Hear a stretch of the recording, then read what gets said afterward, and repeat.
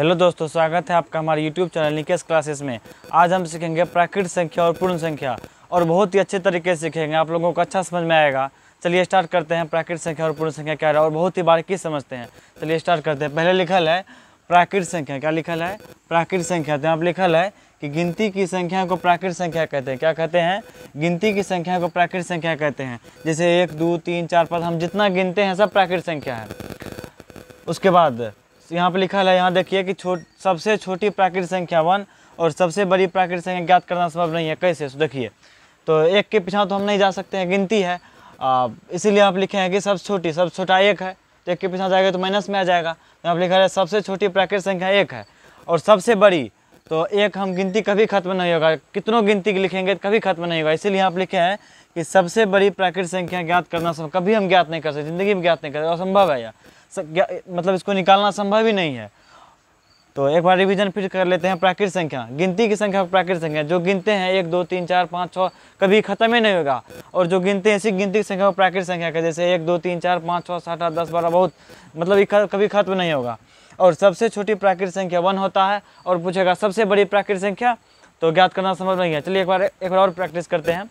प्राकृत संख्या, गिनती की संख्या को प्राकृत संख्या कहते हैं, और क्या कहते हैं हम, सबसे छोटी प्राकृत संख्या 1 होता है, और अगर पूछा जाए सबसे बड़ी प्राकृत संख्या तो ज्ञात करना संभव नहीं है। अगर पूछा जाए कि सबसे बड़ी प्राकृत संख्या ज्ञात करना संभव नहीं है, और सबसे छोटी प्राकृत संख्या तो 1। ठीक है, अब चलिए हम चलते हैं पूर्ण संख्या की ओर। यहाँ पे पूर्ण संख्या लिखल है। अब देखिए, पूर्ण संख्या का हम 2 तरीका से परिभाषा बोल सकते हैं। कैसे? जब हम प्राकृत संख्या में शून्य लगा देने से बनी संख्या को पूर्ण संख्या कहते हैं, या नहीं तो 0 से गिनती की संख्या को पूर्ण संख्या कहते हैं। जैसे मेरा गिनती का संख्या था, प्राकृत संख्या बोलते, इसी में अगर हम 0 लगा देंगे तो यह पूर्ण संख्या हो गया। और अगर हम ऐसे बोलेंगे कि 0 से गिनेंगे, 0 1 2 3 4 5 6, तब वह पूर्ण संख्या है। या नहीं तो अगर हम प्राकृत संख्या में 0 लगा देंगे तो वह पूर्ण संख्या बन जाएगा। तो परिभाषा कैसे बोलेंगे? प्राकृत संख्या में शून्य लगा देने से बनी संख्या को पूर्ण संख्या कहते हैं, या नहीं तो शून्य से गिनती की संख्या को पूर्ण संख्या कहते हैं। यहाँ पे परिभाषा लिखल है पूर्ण संख्या। क्या लिखल है? पूर्ण संख्या। तो शून्य से गिनती की संख्या को पूर्ण संख्या कहते हैं। जैसे लिखल है 0 1 2 3 4 5 अनलिमिटेड जाएगा। एक बार फिर से रिवीजन कीजिए कि शून्य से गिनती की संख्या, जब हम शून्य से गिनते हैं 0 1 2 3 4 5 6 अनलिमिटेड तक जाएगा। तब जब हम शून्य से गिनते हैं पूर्ण संख्या, जब 1 से गिनते हैं तो प्राकृत संख्या। कोई नियम है, जब शून्य से गिनेंगे तो यह हो जाएगा पूर्ण संख्या, और जब हम 1 से गिनेंगे तो क्या हो जाएगा? प्राकृतिक संख्या। क्या हो जाएगा? प्राकृतिक संख्या हो जाएगा। और इसका देखिए, सबसे छोटी पूर्ण संख्या 0 हो जाएगा।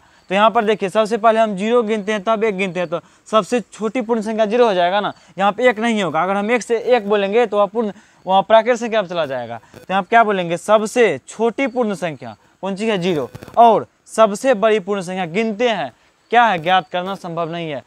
प्राकृत संख्या, सबसे बड़ी प्राकृत संख्या ज्ञात करना संभव नहीं है, और सबसे बड़ी पूर्ण संख्या ज्ञात करना संभव नहीं है। और सबसे छोटी पूर्ण संख्या 1 होता है, और सबसे छोटी पूर्ण संख्या 0 और सबसे बड़ी प्राकृत संख्या 1 होता है। चलिए एक बार दोनों को अच्छा से रिवीजन कर लेते हैं, प्राकृत संख्या और पूर्ण संख्या। तो प्राकृत संख्या किसे कहेंगे?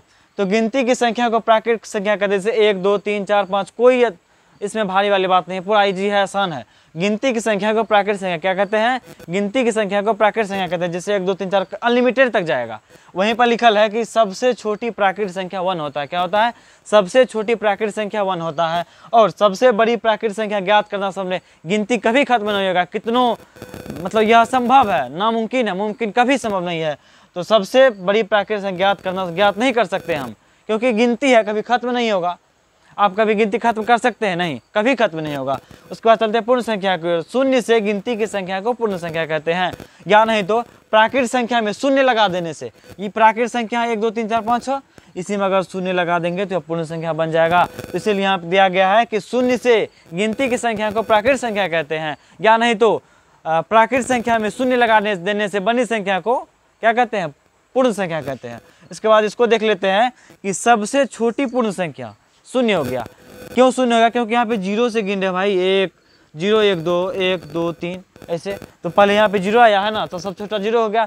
अगर इससे पीछे आएंगे तो माइनस में आ जाएगा ना, तो यही सबसे छोटी पूर्ण संख्या हो जाएगा। और सबसे बड़ी संख्या तो गिनती तो है ही, गिनती की नहीं, चाहे आप 1 2 3 ऐसे गिनिए, चाहे 0 1 2 3 ऐसे गिनिए, तो गिनती जाएगा तो बड़ी हो जाएगा, ज्ञात करना संभव नहीं है, और छोटी भी हो जाएगा, ज्ञात करना बड़ी प्राकृत का भी बड़ी ज्ञात करना संभव नहीं है, और पूर्ण का भी बड़ी ज्ञात करना संभव नहीं है।